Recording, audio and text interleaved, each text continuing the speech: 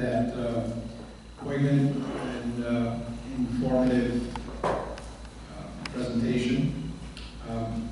We're going to shift gears. I'm going to invite our three additional esteemed panelists to join me, starting with Dr. Ann Lin, who's Associate Professor of Public Policy here at the Ford School at the University of Michigan. Rebecca, just try your best. Rebecca Olszewski. I know I'm butchering the last name. My apologies. He's the managing attorney for the Michigan Immigrants' Rights Center, MIRC, as many of you know, here in Ann Arbor. And then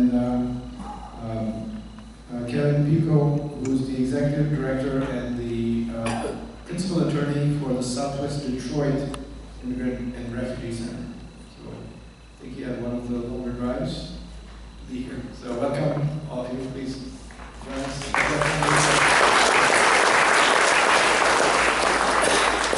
So as we're gathering, you'll notice there's some post-it notes on your table. You can continue asking questions like you have, just by raising your hand, and we'll have a couple of folks get your mic. I think everybody could hear the questions, but if you can't, we'll get your mic. You can also put them down on the post-its, and we'll ask some of the folks to get them up to the front. And I'll be moderating the conversation, I'd like to just start out. I know Bill did a really bad job of introducing you, but if you'd like to say a few more words, that's long. You can just talk to the mic, I think. Good. Ken?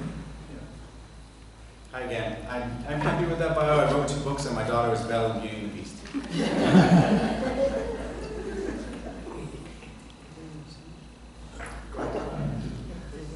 Hi everybody, I'm Ann Lin, and I teach at the Ford School of Public Policy. I'm also the director of the University of Michigan's Center for Chinese Studies. And I love St. Francis, but I have to say that I am a longtime member of St. Mary's Stephen Parish. My name is Rebecca Olszewski. I'm the managing attorney at the Michigan Immigrant Rights Center here in Ypsilanti. The Michigan Immigrant Rights Center is statewide, and we have offices in Detroit, Kalamazoo, throughout the state. I was a member of St. Francis, like when I was in law school, so many years ago. So I'm pleased to be here with you this evening. I'm Kevin Piecuch. I am the founder and director of the Southwest Detroit Immigrant and Refugee Center. I'm a native of Detroit, graduate of U of M Law School, and a member of St. Augustine and St. Monica Parish. I was there when Strangers No Longer. I was there at the very, very first meeting. And while our organization is not a Catholic organization per se, you've noticed that many of the leadership of the organizations doing immigration work happen to be Catholics as well. And I know Rebecca and others, we're driven to do this work based on the principles we know exist in Matthew 25. So it's wonderful to be here. Let's give them a big round of applause. Thank you all so much. Maybe I can just tee this up by asking you to share just what your experiences. I know we heard from Bill and some of the work he has done, but if you would like to also share some stories, experiences, kind of what shapes your understanding of this immigration system policies today. Anyone? Start. Yes. I will say that I believe that there is somewhat of a misunderstanding about immigration. Generally speaking, when we think of immigration to the country, you think of Lady Liberty and this huddled masses and people entering, when I believe in reality, our nation's immigration laws were racist to begin with, and have continued so over time and over history. The first naturalization law granted citizenship, is 1917, thank you very much, was to grant to free rights of good moral character who lived in the United States and for 2 years. Blacks didn't get citizenship until 1890. Native indigenous peoples didn't get it until I think 1924. Like we did have massive amounts of immigrants coming to our country seeking a better life. We didn't make it easy for them. And there were a lot of restrictive laws, a lot of different quota systems and exclusions and rules to make it more difficult, and literacy tests and poverty tests and certain over time how it has been created. It is now a system built on the kind of this racist principle of excluding others who are not like us, and so that's where and why our system is the way it is. It is not broken. It is made this way, and we are just currently. I think others will talk to it more, but specifically will. It's just currently a cruel system has just been made crueler. Follow up on what Rebecca said. We live in a time that is significantly more challenging for immigrants than it has been in previous years. As bad as the system always has been, there has been at least a period where there seemed to be a consensus that our policies should be more friendly, more inclusive, and that has all changed under the current administration. A few things that we are seeing now, and the administration is very, very disciplined in how they talk about immigration. And the whole idea of illegal immigrants is something you hear all the time. And the question always is, that I think about is, well, who is an illegal immigrant? An illegal immigrant under the current administration is anyone who is here who does not have a permanent legal status. You may have arrived legally, you may have had status at one time, you may have been paroled in, you may have had TPS, but if you are currently not in status, you are an illegal immigrant. Why is this important? Is many of the protections that existed, at least informally, for people who are at least in process of getting a status. For example, if you came in and during the first year, our law says you must, if you're going to seek asylum, you must apply the first year you're here. So no matter how you entered, as long as you made that application by the first year, it was generally understood that you had achieved some sort of status because you went from being an undocumented person to a person who was seeking asylum, a pending asylum. The same is true for other persons who had pending visas or pending green cards. If you had a status that was pending, you were generally considered legally present. It is not the fault of a person who is seeking asylum that they have to wait affirmatively, sometimes 10 years to get an interview, or if you're in the immigration court system, 4 or 5 years. And it's not their fault that there's such a backlog. What we see now is the government is being, immigration enforcement is being very intentional about seeking out all those persons that we used to think had some sort of status but no longer do. And so what I'm seeing more are people who are being picked up. Normally people were being picked up because they got picked up in a domestic dispute, drunk driving. I mean, there are certain things that you knew would get ICE's attention.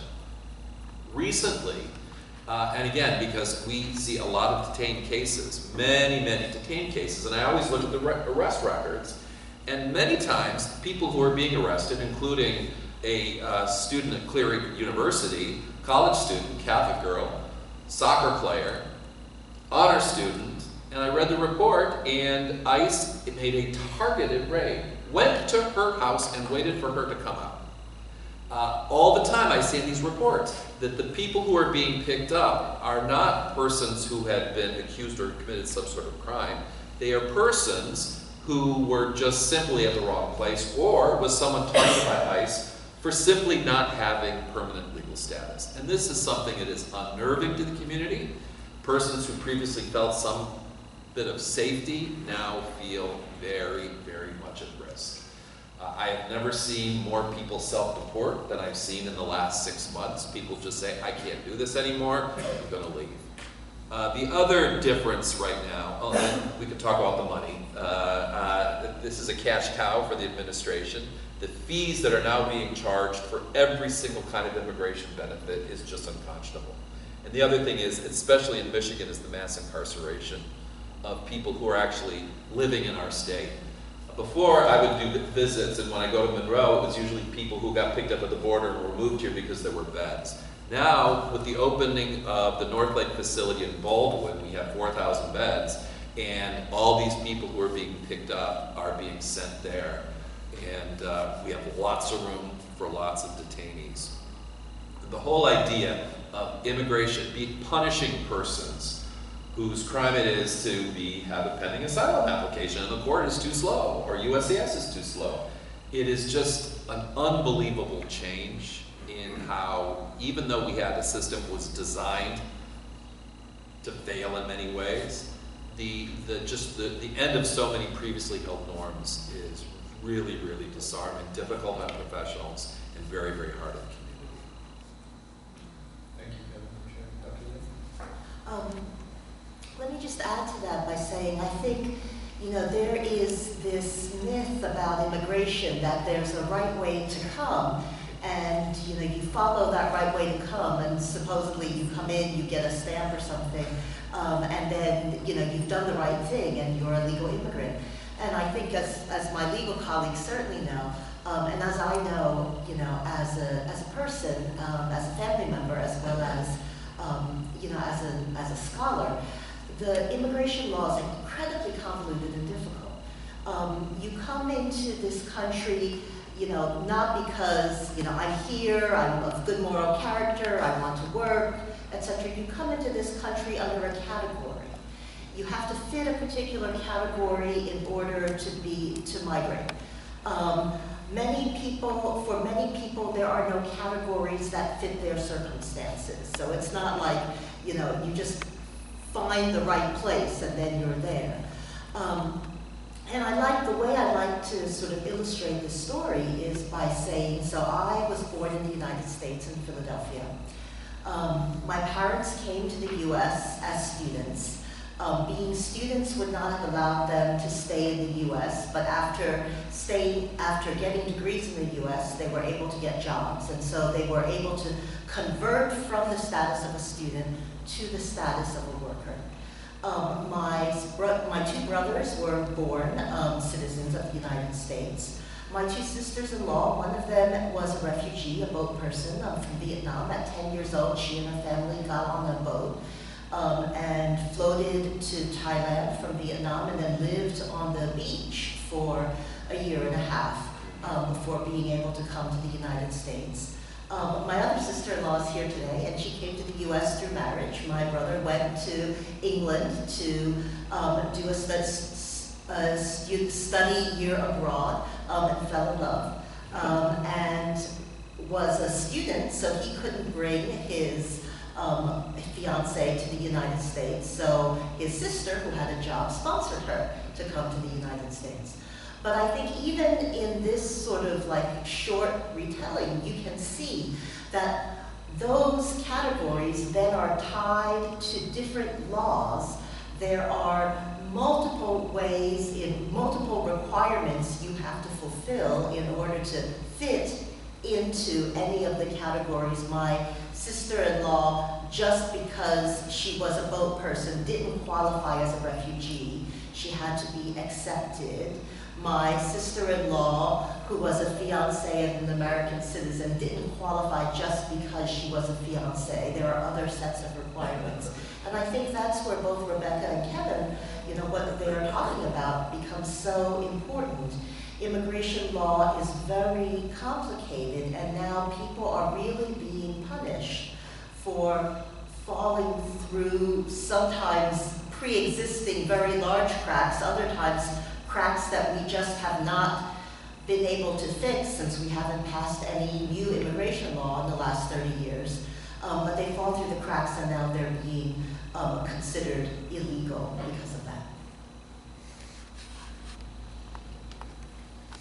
So, by the way, I do want to mention that if you can fill out a little post-it, or you can just ask a question. So, go ahead, please. Yeah, I want to bring up an issue. The phrase "good moral character" has been mentioned a couple of times. In this country, when they started having requirements to be a documented person, there was something called, I understand it, the Registry Act. From 1929, for about 60 years, you could, after some time, if you have been here undocumented, but have behaved correctly, have shown good character, you could apply and be regularized. It happens that a bunch of white people took advantage of that in 60 years, but then the last time in 86 when they changed the laws, they stopped updating the Registry Act. It would seem to me that a simple legislative change to that very small piece of legislation would help the 10 or 15 million people who have been living here more than 10 years and have behaved correctly. But nobody ever talks about that. Why do you think that's the case? So I think that the big concern when you talk about legalization programs, you know, people who didn't fit into the right category, but they've been here and they've been working and you know, they have paid their taxes and they have contributed to our society. Why can't we find some way to get them into the right status? And the claim is always that if you do that, you will encourage other people to come without status. And so that, and I think there's a lot to unpack there, because for the most part, people don't come understanding that they have or don't have status. They come because they have a family member who says come. They have a friend who says we can find you a job. You know, they have the opportunity to go to a school. They visit and then etc. So there are lots of ways in which our laws don't map onto the reality of people who come to the United States. But that big fear that if you allow people to change their status, then more people will come and they'll overcrowd, you know, our country. I think is the reason why that has not happened. It also implies that the goal is to have regularization of immigration status, right? And one thing we regularly don't talk about is the U.S. has found a very successful way to have 11 million exploitable workers. So all you have to do is have a worksite rate like any of the ones I described, and everybody else is falling into place, and that they're not complaining about the poor worksite conditions that most of you identify, right? And these workers are also inexpensive because they're not taking Social Security, they're not eligible for Obamacare subsidies, for Affordable Care Act subsidies, and for many, at end of life, they will return home and get health care in their home country. So I think it's really worth thinking about that this system is very good at creating an exploitable workforce, right? The goal is not to regularize as many people as possible, and it's something we have to think about when we're pushing toward new policies. Another thing that I like your question very much, I get people coming to me all the time. I've been here for 20 years. Isn't there something I can apply for? The expectation is there should be something, and there isn't. And I think that has to do with the fact that our policymakers dislike inclusive immigration policy. They love exclusive. And they still do that today. And the fear is, well, if you just include people who've been here for 20 years, think of all those criminals who are going to fall through and get in. And so we love to emphasize exclusion. And we've seen this like with special immigrant juveniles that have been, as a group, maligned simply because we had this law that allowed juveniles who came without their parents. Well, apparently that's too inclusive, because according to our president, all these Mara Salvatrucha people came in and are now getting citizenship through this program. And so an idea that you can just simply qualify by crossing the line or crossing the border is just a policy that our policymakers don't like. But we had that policy for 60 years, and then Congress let it lapse. No, it's actually, the registry law still is in effect, but it's 1972. You have need to be in the United States continually since 1972. So in all practice, it doesn't exist anymore. But they have been updating that way. No, it hasn't. No, they have hasn't. not since 86. Yeah. But between 1929 and 86. Well, more every 10 recently, years they even in the update. late 1980s, early 1990s, there's an Immigration Reform and Control Act, IRCA. And so at that time, they legalized a lot of agricultural workers, and they legalized a lot of people. It was a larger amnesty movement at the time, and a fair amount of people ended up getting their green cards through that. But because of that, there was, the kickback arguments of like, well, you were encouraging people to come because you allowed all those other people to come. Maybe I too can come. That particular legislation in the 1986, I think, was like wonderful for very many families and very many people, and it allowed a lot of other additional family members to come. But that was the perception.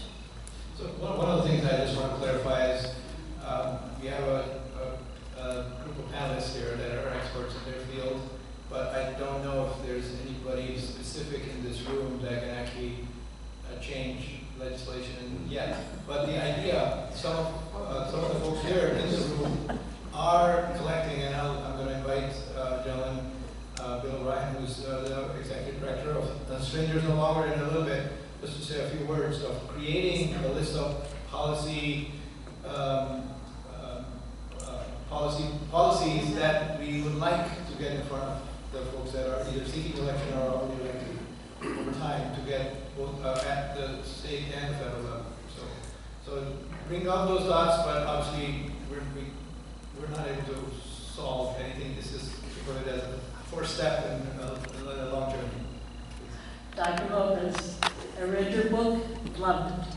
There are two things that I would like to refer to and have you explain. This sentence that I underlined says, Congress has mandated that 34,000 detention center beds be filled each night in exchange for funding. And many field operation teams, the units who conduct many of the immigration home raids on behalf of ICE, have monthly arrest quotas that they are ordered to fill. Absolutely. Is that still true? I know my fellow panelists have thoughts on this one, so I'll be brief. One, when you write a book, it's terrifying because you never know which sentence people are going to quote. That, I must admit, has not been quoted to me before. But no, I mean, to the point of the sentence, absolutely there are quotas to fill, right? And so we see that the president actually, Stephen Miller said we're going to detain, I think he said 1 million, but it was a number that's kind of unreachable, right? So that more funding will go to detentions. So yes, there's quotas to fill, and in order to fill those quotas, you cast a wider and wider blanket. And honestly, ICE believes that, and DHS believe the most efficient way to cast this, wide net is by racial profiling, which we saw in the Supreme Court gave a thumbs up to in LA.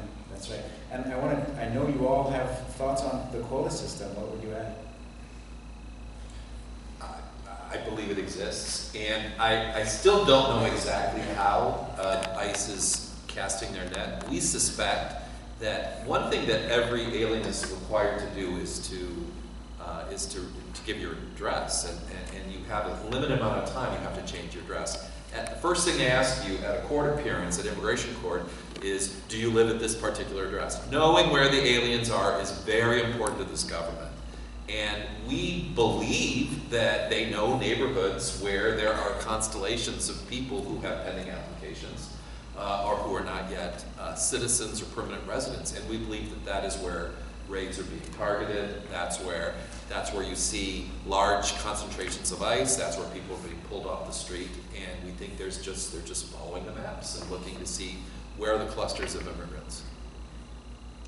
I have another question.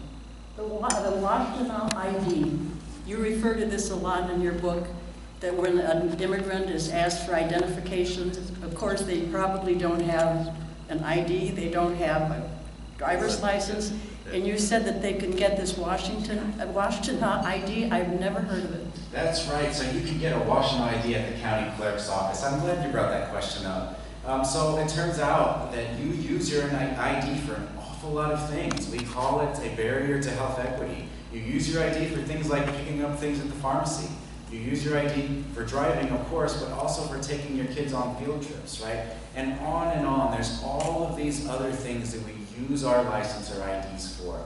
So when you don't have a license, there's actually all of these barriers to being able to integrate into your community or to use, hold it up. There we go. You said you hadn't heard of the Washington ID, and you have one on your No, this is his. Oh, this is Jim. Oh, okay. Yeah, Okay, no, Jim. I've never Yes. heard of it. Is it open to The Washington ID is open to anybody in Washington County. Why? What's that? Why?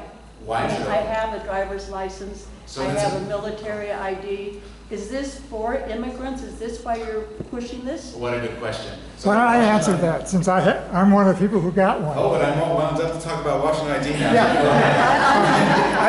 The reason that a lot of us Take a, supporters got this Yes, was that's good. that a lot of the clerks in the stores never saw one. They wouldn't know what it was. So when I go into MIRC to buy my prescription and I show this ID, it means the clerk has to see it for the first time. I even one time used it when I went to vote, and they ended up accepting it, but it turns out they weren't supposed to. But it's to let the folks the clerks that work in the banks and in the grocery stores, whatever, see it so they know, oh, this is a real thing. It's issued by our county government as an ID for people that verifies, yes, this person is a real person and they live here in Washington. Yeah, and so the question, So we should push, for instance, I have a cleaning lady who's from Mexico, and she's undocumented. Should I tell her that she should go and get a Washington ID? so I'd say two things. So yes, it's accessible to everyone with a resident with an address in Washington County. Okay. And the reason to your other question, why would someone with a driver's license get a Washington ID, right? Just as Jim said, we don't want it to be the immigrant ID. We want it to be the ID for people in Washington County. So I've had my Washington ID, others in my family, my mother has hers as well. I will say, the Trump administration sued Washington County for access to our records. So, And the county refused to give it to them. and our county refused to give him the records, yes. So my answer would be, yes, I support it, yes, I promote it, and yes, I'm worried about the administration's. Bless you. Thank you. There are other Detroit and Kalamazoo, there are other municipalities in Michigan that offer the same program. So, I appreciate your thoughts and where I'm coming from. I'm going to ask a question, and it has nothing to do with litigiousness. When I was in kindergarten, first grade, I was fortunate to have be taught by Dominican nuns. This is in Grand Rapids, Michigan, and I remember Christmas time, and they talk about the birth of Christ. And the first thing they said, and I still remember this, this is long ago, they talked about there's no room in the inn, saying that Christ went to the stable. And there's this song that we sang, Away in the Manger. And that was emphasized, the fact that Christ was not accepted into a society because the reason they had to go to Jerusalem or Nazareth, I believe, is the fact that that's where they were born. But it's never talked about. And it's kind of the essence of our whole religion and why, it resonates very much. And the other thing is the fact that the Statue of Liberty and what it says in the poem. I know what happened. I'm sorry, but it's just comments that were never raised to.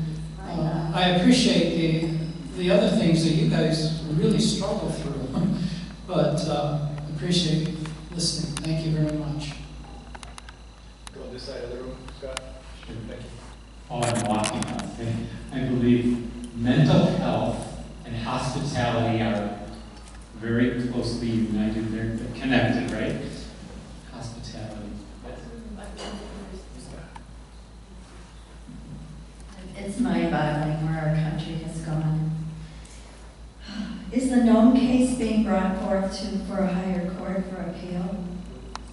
Where they decided it was okay to not distinguish? So the Nome case already went through Supreme Court, Oh, right? did it? And it stood. Although that's actually a preliminary decision. Yeah, it I was mean, like a that preliminary right, so it'll come back to the Supreme Court at some point.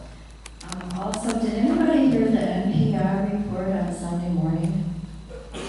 They were interviewing, they had just gone through some immigration, checks.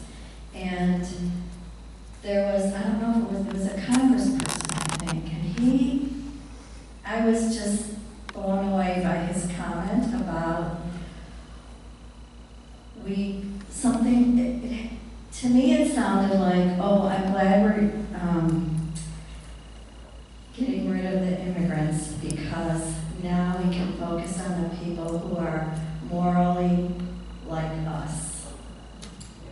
I tried to find out who that person was, but I couldn't research it. So I was just astounded. I couldn't believe somebody in our U.S. Congress would say that outright. Did anybody else hear it that Sunday morning? Okay. And the fact of the racist, allowing people, not to call us racist, which is very true. My daughter-in-law is from Belgium. She came here legally on a fiancé visa. She had no problem whatsoever getting through getting her status. And she said, because I'm a European white person. And I believe, that's true. We can all see that. Thank you. Briefly, there's this saying when you have a hammer, you have a hammer, every problem is a nail or something like that. The administration has invested billions of dollars, right, in militarized enforcement. They have to convince the public that it's okay to use this militarized enforcement mechanism to enforce deportations in the way they do. In order to do that, they do things like contrasting immigrants to the rest of the population. That's why you saw Trump continually focusing on Salvatrucha gangs in Central America. For a while he was obsessed with machetes. We see all of this language, right, about how dangerous immigrants are. We see all of these images from prisons in El Salvador because they want that image to sit with us so that they can use the hammer that they own, right, and billions of dollars in military investment. I have a client who also carries a Belgian passport who came here the right way, but is no longer able to come because he was born in Afghanistan. And he came on a visitor's visa. He is Muslim, and in their culture they have arranged marriages. He married a U.S. citizen. He left as soon as his visitor's visa expired, but his wife was pregnant when he left. And he is not now able to get a visitor's visa, even though he has complied with all the immigration laws, because he was told by the U.S. Embassy in Belgium, we don't think you would actually come back. We think you would overstay your visa. Not that he ever has, but because he's Afghan, he's a Muslim, and they just decided, no, we're not going to give you a visa. With a Belgian passport. Yeah, she talked about conversing with the embassy in Belgium, the U.S. embassy, and how nice they were, and no problems whatsoever, and Go ahead, sir. Okay, thanks. Yeah, thanks for being here tonight. Very good. I had posted up there about contract workers, so you can, this is my basic question. How, for like a lot of these like roofing companies, fencing companies, they seem to hire immigrants. How can, or what is being done or can be done to reach out to these companies to say, here are resources, here's St. Francis, here's, you know, your organizations. How do you reach out to these businesses so that people know who are here just working, how to get help? And like for the owners that might want to support them, you know, how do they find resources to help their workers? I can share a little bit since we use some. Oh, let's go. Okay, go ahead. We at St. Francis and I think at other parishes, including St. Mary's, we have a pretty active immigration ministry. Molly mentioned a compliment, which is essentially getting a drive to different meetings and locations over time. So the way we reach out is events like this, usually after Mass, before Mass,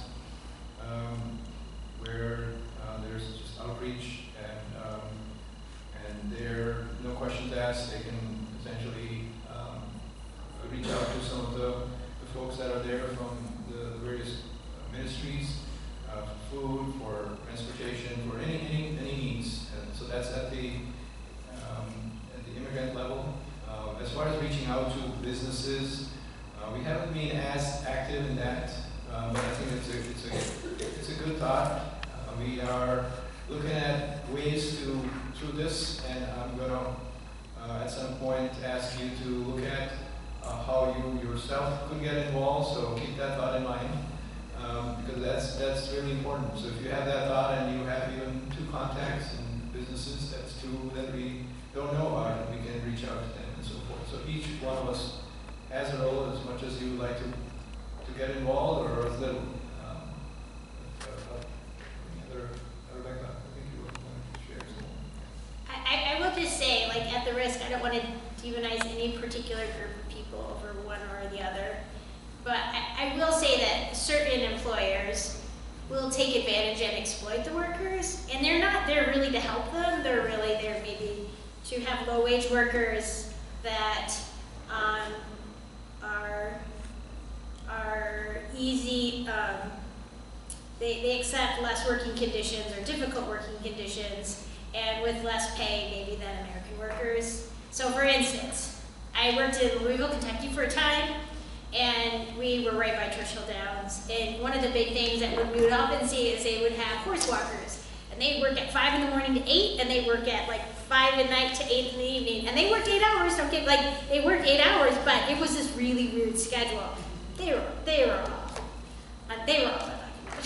I mean, so to say that oftentimes employers will, many people, farm workers, oh, so similar. Like, they're out working the fields, long hours, difficult hours, piecework pay, and you're not going to, so oftentimes employers will exploit those workers. And probably Bill Lopez can speak more to this than me, because he probably did a further study on this, but generally speaking, like, I don't want to say all employers are that way, but certain immigrant employers certainly fall into that category.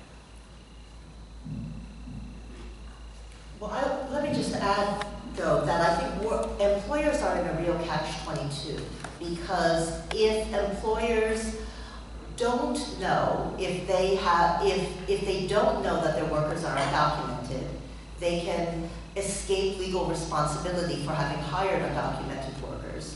But if they do know, then they can be on the hook. And so it's a complicated situation for employers, and politically, I think this is a real problem, because what it means is that employers who really feel like the people who are coming for work, the people who they are able to hire, are undocumented. It puts them in the position of politically not being able to advocate for them, for the workers, because there is this legal catch-22. Having said that, I mean, I think it's a really important idea.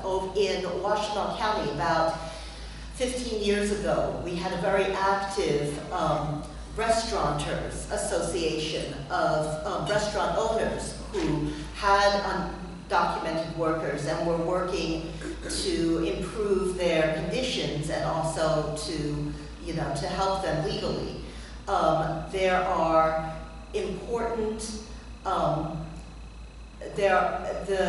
when there has been successful immigration in the United States, it has always depended on employers who were coming to the United States government and saying, we need workers and we need a legal way to bring workers in.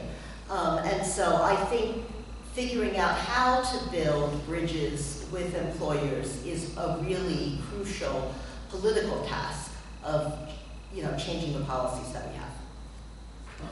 Thank you. Molly, you've been very patient. I just want to go back to the Washington ID. So I am helping a parishioner in many different ways, and I believe there's a point system to the ID. Sorry. And if you don't make those points, you're kind of out of luck, correct? What does that mean? So that is correct. So is there a point system to the Washington ID? Yes. So you do need to have, for example, an address in Washington County. What can you use for your address? Electricity bill, report card, many, many other things. So there is some verification that is necessary, yes. Right. The reason, I can see your face like it's disappointing that there's verification, is because we want to say this is a government ID. It's absolutely a government ID, and I'll say that over and over. It's a valid government ID. So there has to be some verification. The categories are such that most folks, if you are undocumented, if you don't have a birth certificate, you're still able to access data. But you have to have your name on that utility bill, correct? For someone can vouch for your, so there's a number of ways, I don't want to go into all of them because it's extensive, but you can have other people vouch for your identity. So when we were there actually for the Washington ID, there would be groups of folks who we took to be undocumented, for many we knew, and they would vouch for each other's identity and celebrate together when they got the Washington ID. So I think to your question, yes, there are a number of ways that you do verify your identity and your address, and we try to make them as open as possible so that if you lived here, you could have a government-issued ID that you are part of Washington County. Brilliant, thank you. Thank you. Now, I don't know if this is true for Washtenaw, but at least for USCIS, Sacramento records are useful in confirming people's identity and where they're from. So that's a good way to encourage. Get your kids baptized so they can have a certificate. Get them married so they can have a nice, all of those things. Sacramento records are considered valid records of a person's identity, where they live. Dick? Quick question. On Washington ID, is it applicable elsewhere? A number of years ago, I had one. So I was testifying down in a courthouse in Pennsylvania, and they wouldn't recognize it. And of course, I wasn't going to make a point of it, but I was wondering if I'm traveling around, even in Michigan, is it applicable? And does it provide appropriate identification for me? That's correct. In places outside of Washington, they do not legally have to recognize it. That's correct. Sweet. All right, I want to shift the focus a little bit now to perhaps the future. And I'd like to start by inviting Bill O'Brien. So Scott or Kelly, if you can get the microphone over to Bill. Bill is the executive director of Strangers No Longer. He's joining us. As I mentioned, very recently, Strangers No Longer put out a policy document, and Bill, if you can share a few words. Sure. Strangers No Longer is a network that really started because a couple of us in Detroit, we heard about what St. Francis and St. Mary's were doing in terms of accompanying, helping out. So we decided what we would do is take that model and try to get a whole bunch of other churches to do the same. So now that was done at a time without a whole lot of support from the hierarchy, just speaking honestly. Now we have a new Archbishop in Detroit, and so we think there's more possibility now, certainly a lot more support from on high. But without the support, I'd say we probably had 25 churches, 25 parishes where people would start circles, and it's not complicated. We didn't use the word committee because who wants to be on a committee? Well, circle of support. So we started Woodhaven, right? So we started circles of support, and that might be 3 people in a parish, it might be 30 people in a parish, but our whole intention was to try to influence the institution. So the first complaint was, oh, nobody cares in the parish. Well, 3 people can start doing education, start really involving the entire institution, and then there's more resources, and there's more possibility to go after police chiefs. The delegation from St. Michael's showing up at the Sterling Heights police chief to say, don't do the 287 agreements. That's possible because we have a network of institutions which each have a committee. One of the things that we thought we might be able to do, and this is our first real crack at it, is to create a platform of concrete proposals that would be legislative for the most part, concrete proposals that could be done that would make things a little better. Not going to solve the long-term racial problem, but at least in Michigan. So where's Jim Russo? Jim, raise your hand. Jim and Mo were on the committee that drafted this platform. So if you want to get a copy of it, we can mail it to you if you give your emails to Mo or Jim. We'll email this, but we are doing a training on July 18th. We're going to bring together our circle leaders, and anybody else that thinks, oh, gee, maybe I'd like to start a circle at my church, at my university, at my institution. Just to give you, Mo, just a quick thing, just run through some of these policy proposals. So, to federal candidates, if you're elected, will you support a federal investigation into the health and safety conditions of all Michigan immigrant detention centers, calling for an indefinite moratorium on new immigrant detention facilities, etc. That's one for a federal candidate. For a state candidate, if you're elected, will you call for an inspection by the Michigan Department of Health to investigate the health and safety conditions at all privately run or county run? So you see where that's going. So it's an effort to, it's really an effort to involve as many people as possible, going after decision makers to put this in front of them. Another thing, of course, would be restoring to reintroduce the driver's license. We lost by 1 vote, 1 stinking vote after, so a couple of years of really working.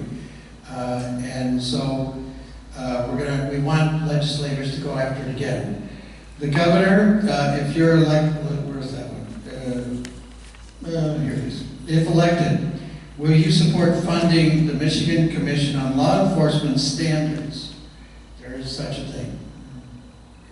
To train state and local police chiefs, local law enforcement on immigrant rights, cross-cultural communication, and de-escalation strategies, and provide general guidance.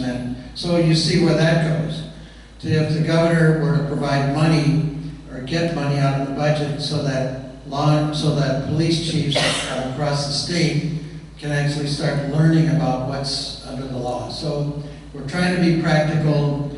The last one, of course, would be federal, to make sure that federal officials work for immigration reform. So, Jim, I have a few copies here, but if you want a copy, give your email to Jim or Mo, and I'll get them out tomorrow. Okay. See, I think where's Mo? Is that okay? Absolutely. Mo?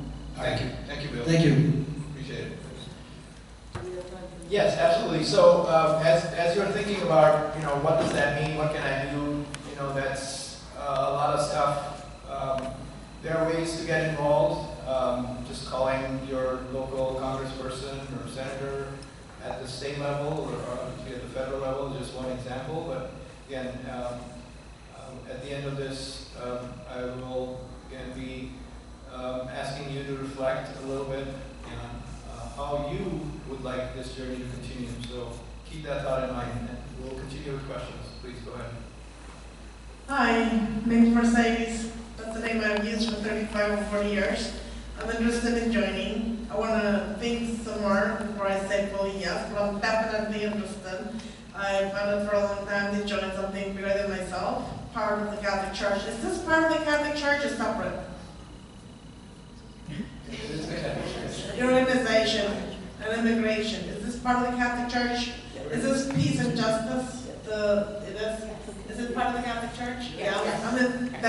Yeah, I mean, it's basically decided. Yeah, I would like to. Sometimes God's will unfolds like a flower, like it did with Moses in the Bible. Sometimes it unfolds quickly, like it did with St. Paul. And I'm experiencing both at the moment, and I think it's great. Awesome. Thank you so much.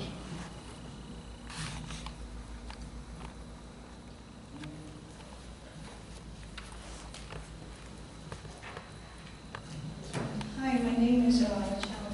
I probably will echo some of the comments, probably different from many of the people here. Would you mind speaking up a little bit? Okay. Thank you.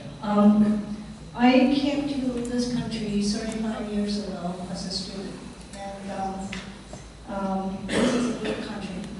And I really appreciate all the opportunity given to me and to my family. And I was a little bit upset by the first panel, this person saying this is a racist country. Maybe this country is not perfect. For many immigrants coming here, we got treated much better than we were treated in our old country. So I'm hoping people appreciate it. Maybe you guys that grow up here or have been here for so long, you don't see how great this country will be. I'm hoping people realize that, also teaching our kids and how great this country is. Another point is we're talking about inhuman deportation. What is the cost for the mass migration? And can we do something in that area to help the country around us, to help the people to be proud of their own citizen of their country? And how do we help to do that? Another one, and the people talking about helping out the immigrant, doesn't matter legal or illegal. And have we think about the cost of helping everybody? And our country is already in great debt. How can we afford to people coming to the border without knowing where the background is coming to here, and just give everybody free education and health care? How are we going to afford it? Have to think about that, right? And then we need to put our heart in a good side, right, and helping people. But also, there's a practical side, and how are we going to afford this, right? Another thing is, as an immigrant, I don't want the people to have a good heart handling me too much. And give me the right condition, I will try to do my best to contribute to this country. And especially the children coming here, do not have, for English, for a second language, that's definitely a good program for them, but don't have too much of a translation program available. I think that will force people to learn the language and to understand it, and to reduce the dependency on the whole social program. Because we can't afford it, a lot of them. Encourage people and give them some time to let them to drive. That would be really a good consideration in that area. So that's my thoughts. Thank you.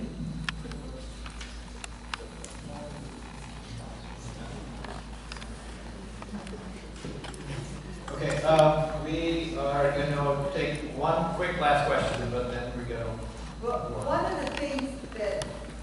of the things that that bothers me the most is that we have to be mindful of the fact that our culture worships money.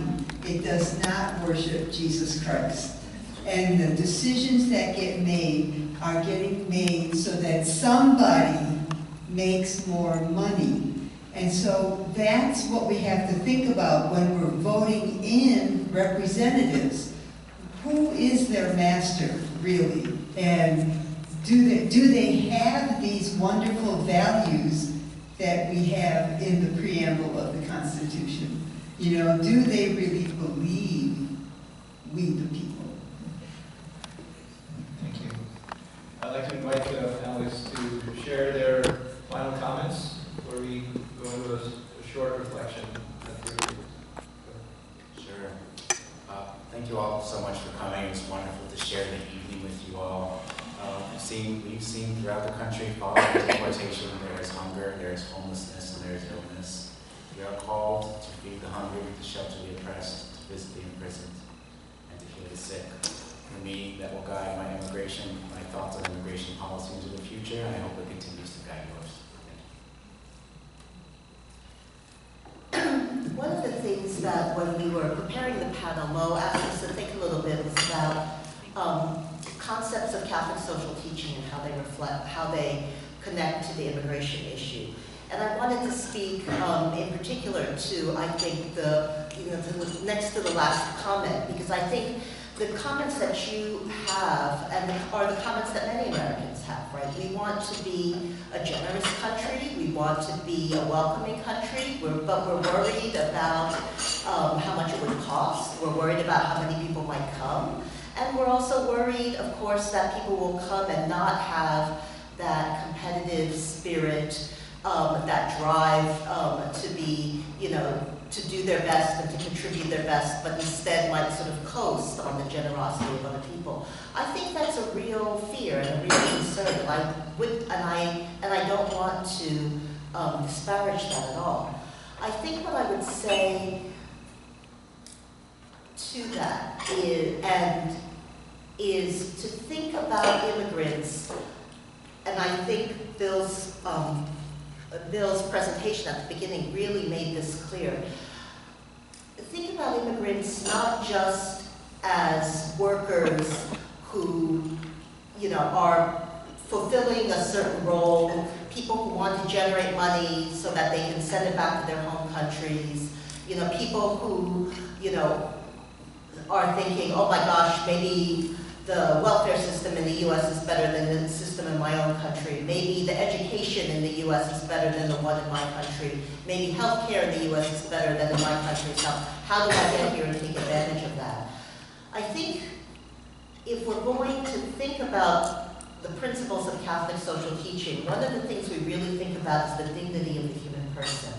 And that means that people aren't just people who want stuff, that they are also, and we'll be honest, right, all of us want stuff. I mean, I think that is very much part of who we are as humans.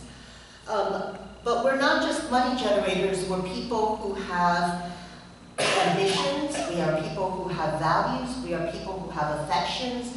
Those values and affections tie us to other people. I think that's one of the most important things to understand about immigration and how it affects our country, is that we're not just talking about individuals coming into our country, we are talking about people who are workers, but who are also taxpayers.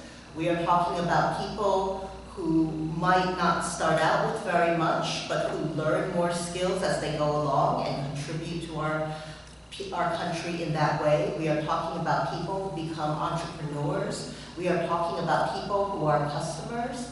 But most importantly, we're talking about people who have families. Our immigration, one of the good things about our immigration system in the United States is that our immigration system has always prioritized networks. It's prioritized family networks, and it's prioritized employment networks.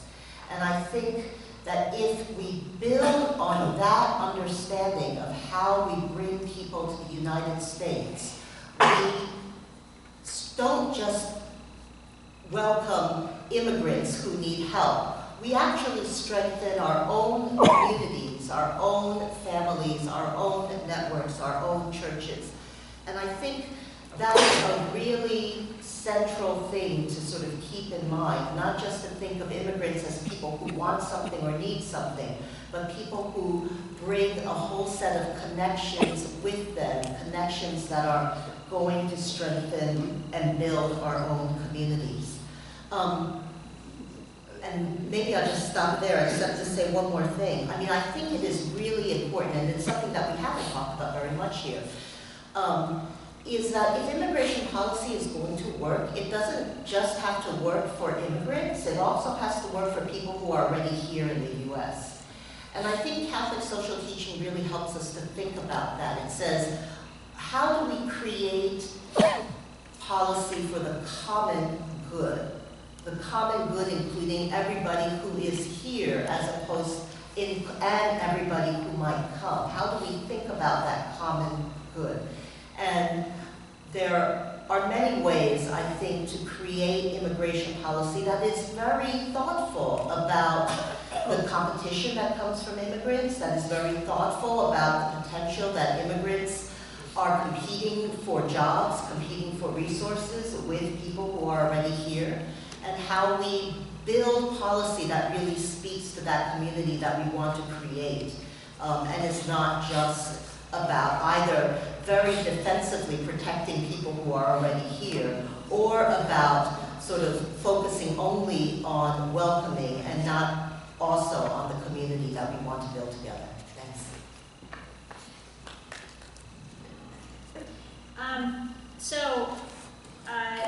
We spoke of Catholic social teaching. I will maybe speak to another high and lofty ideal. I feel I've been doing this work for 24 years now, and you will find me most cynical. And I've just seen too many people suffering and too many people crying in front of me. And I've seen too much of the bad. And so, but I do want to acknowledge that within, as we celebrate this 250 years in the United States, there are many basic, lovely protections built in there in terms of the freedom of due process. Oh my goodness, what a lovely thing. Due process, the freedom of speech, the freedom of assembly, the freedom of press, the freedom of association. And so all of those particular protections speak to the greater need, or speak to the greater protections that are just being stripped away now. There is no due process. There is a lack of legal representation. People don't get a chance to put their asylum claims in. People are being deported to third countries.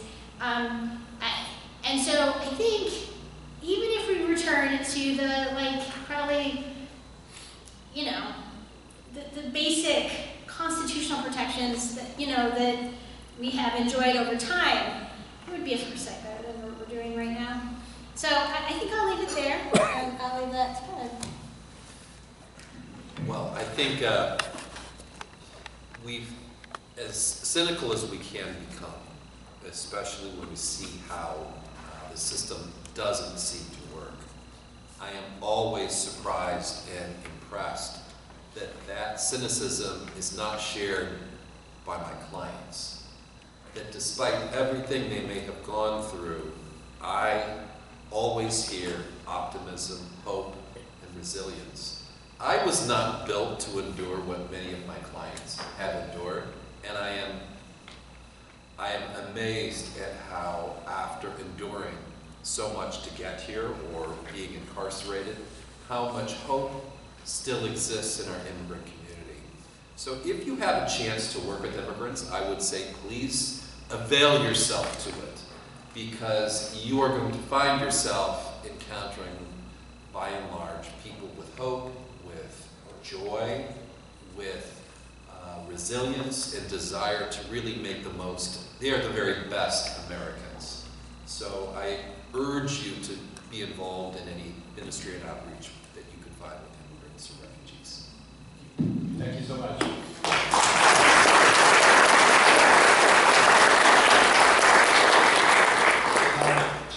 stewards of it. That is you, individually. At your tables, there's a lot of paper. Some of you may have already started sifting through that. One of them is actually my favorite, which is, what is it to be an American? Take a look at it, read it. Only there's a couple of copies, so take a picture if you can.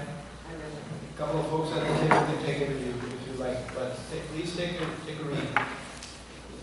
The other thing I'd like you to look at is this sheet that has Jesus on the cross hugging an immigrant. And it's got a QR code. There's also a support and needs form survey on your table. There's, I think, only one sheet. But the QR code you can avail, and we will also mail this to you. This helps us gauge where your interests and support can come from for this ministry. And it includes many of the things we talked about. I'll just go through a few. Because again, a lot of us wonder, okay, what can I do? This is such a big problem. I always start with saying, I think all of us can pray. Right? Just start right there. We can help educate ourselves and our neighbors. Some of the questions that were brought up, the Washington ID, is there real quotas?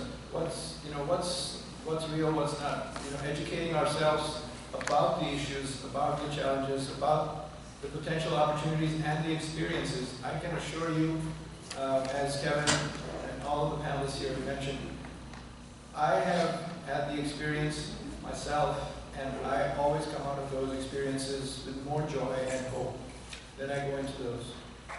So just get to know somebody next to you in the pews. They're right here at our church. We have that. And if they are not present in yours, please join us. We have a Mass in Spanish on Saturdays at 7 p.m. and at 2 p.m. at St. Mary's.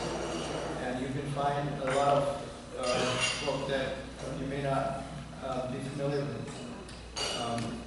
So education, accompaniment in many, many ways.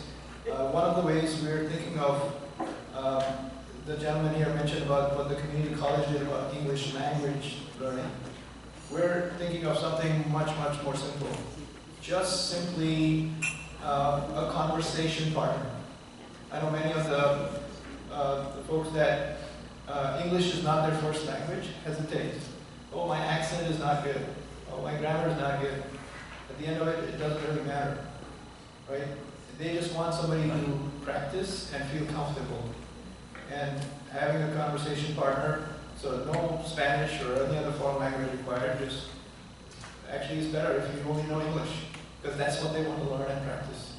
So that's another opportunity we're thinking of, and it's a great way of accompaniment, because eventually the conversation will go beyond just how's the weather to what's going on in your life and their lives. And then finally, advocacy. That's kind of what this meeting is all about, right? So this is a system-wide problem, right? And each one of us are a voter, a parishioner, and there's power in collective activism. So please pick up the mantle and see what your conscience will allow you to get into. It may just be a phone call to somebody, maybe a letter, an email, whatever it is, to say, hey, this is what you feel about this issue and this is what you would like to see change. There's certain things that are already available. You can just cut and paste a few of these if you don't have your own ideas yet, but eventually you will, right? What do you want to see? How do we become this humane, collective, good country that isn't just about making more money? I mean,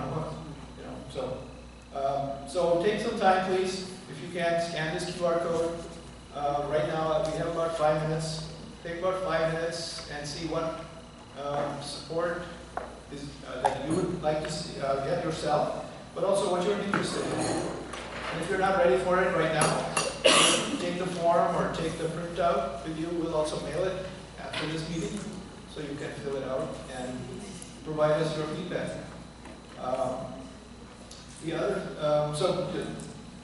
While you're thinking and doing this, I'm going to keep talking because one of my rules here is that we will end on time, but if you'd like to stay longer, and if the panelists are willing, you're welcome to have individual conversations with any of us after the meeting as well, but we will end on time. There's a lot of still pie and ice cream left, so please don't go home without dessert. However, again, coming back to why we're here, is to kind of internalize where we stand on it ourselves. One of the things we are, it's a pretty active ministry, both immigration as well as peace and justice. And my colleague here, Therese, has introduced us to another group that is going to help us have more civilized conversations with people that we don't agree with. I know there was some thoughts at the back of the room, and I'm glad we heard potentially a counterpoint to some of the thoughts that many other of us have right in this room. But that's the beauty of having a forum like this, but also how do we make sure we're listening to that counterpoint and not just reacting, and having a civilized conversation about our own points of view. So coming up, there's some material in the back of the room, including Dr. Lopez's book, that you can have Kelly over there pointing to the table. So we have 2 more workshops coming up about having conversations about topics that are not pleasant in some cases, or just or with people that have different opinions than ours. And it's okay. Actually, we encourage those conversations because that's how we will collectively come up with the right answer. I think this issue can only be solved with an entirely bipartisan effort. Again, that's my opinion, but if you may disagree. But I think there's an opportunity. There was an opportunity even before these elections that we were so close. Maybe not that one vote that Bill was talking about, that driver's license issue didn't pass right here in Michigan, but we were pretty close to passing a comprehensive immigration reform. And there's a black and white sheet on your tables as well that has the whole history. Rebecca touched on, Dr. Lopez touched on a few of those. There's a whole history of all the things that have gone on immigration-wise over the last 250 years. So please take some time. I'm going to stop talking for a few minutes. And then Scott, and I don't know, is Father Jim? Father Jim is in the room, yes he is. Okay. So in a couple of minutes, Scott and Father Jim, if you will lead us in our closing prayer. Sure. All right. So I want to see a show of hands. How many of you have seen Capri? Oh wow, what an immigration movie, right? Not only immigrants can take on a leadership position, but women too, right? It's a strong movie about women and immigrants taking leadership positions. See Capri if you get a chance. We just showed it here in this room last night.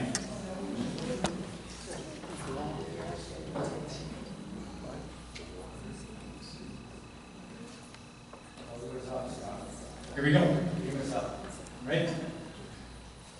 So again, it's on the sheet that looks like this. Back up. Closing prayer.